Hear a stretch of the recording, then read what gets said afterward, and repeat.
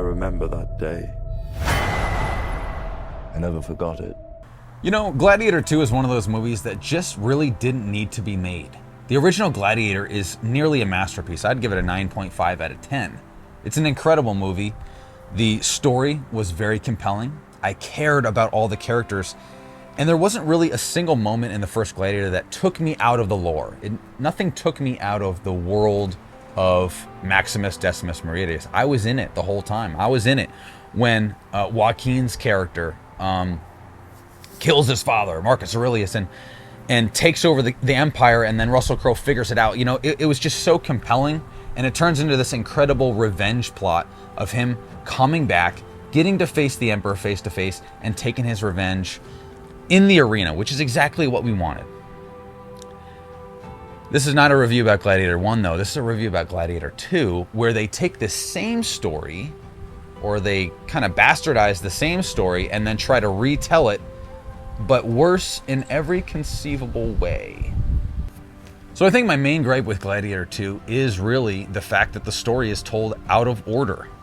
And what that ends up doing for the viewer is it kind of makes it confusing and disjointed. Honestly, what they should have done, I'm going to explain in a different movie called How I Fixed Gladiator 2, because if you don't know who I am, I'm a filmmaker and I'm an actor, have been for over a decade now. So I've been doing this a while, and I think I'm pretty good at telling stories. And what I would have done with this is pretty dramatically different. You could almost recut this movie and make it good, oddly enough, by just reversing the way they told it. So the movie starts out by showing Lucius, who you don't know is Lucius, and his wife. And within the first few minutes, she dies. And what that does is it ruins you caring about her. These two people that I don't know their names, I don't know who they are, and then one of them just dies on screen. It's like, okay, I'm sorry she died, but who is she? And why do I care about you? Who are you? And then they tell you he's Lucius later on. So, y'all, it's just kind of weird. Another thing that's all over the place and kind of backwards was the acting and the characters themselves. The Emperor twins, there's really very little to no explanation of how they became emperors. After Joaquin Phoenix's characters die, the Republic takes over Rome again, and then 15 years later, all of a sudden, these awful people come into power, and they're completely bloodthirsty lunatics with no explanation.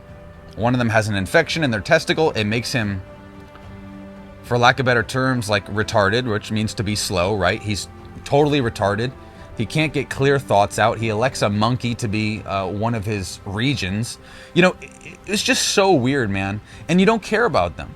In the last movie, Joaquin Phoenix's character was so distinct, and there was such an ominous spirit over this guy that you could feel the tension every time he was in the room.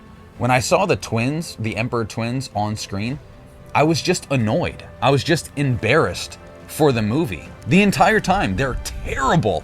The overacting was terrible. And honestly, I've heard that these guys have done good stuff. I've actually never seen them in anything else, but I've heard they're pretty good.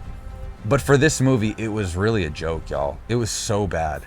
I think Paul Mescal did okay. I think Denzel Washington was way out of place. He did not fit in this movie, and I don't think he did a great job in this movie. Honestly, he sounded like he was in New York, modern day, the whole time. He didn't sound like he was in ancient Greece or ancient Rome 2,000 years ago. It just didn't ever feel like you were really there.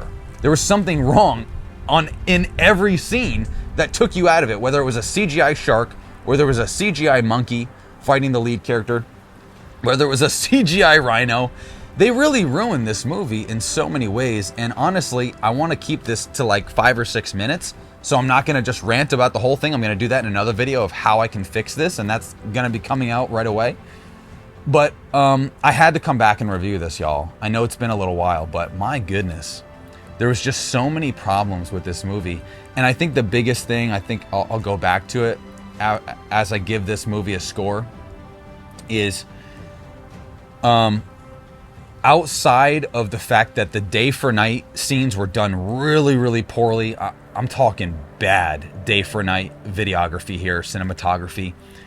There was some cuts where it would be nighttime and then it would cut to something that was happening at the same time. It was simultaneous and it was clearly day, and then they'd cut back and it was nighttime again.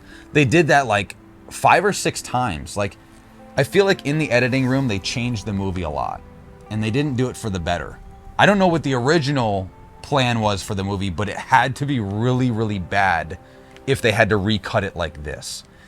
Now, to give Ridley Scott a little break, I think he's 86 years old, 87 years old, something like that. He's quite old, so it's a miracle that he was even able to do this. I would have thought they would have brought in a younger director, but it's nostalgia, it's whatever, bringing Ridley Scott in. But it really wasn't a great idea, and he spent $300 million.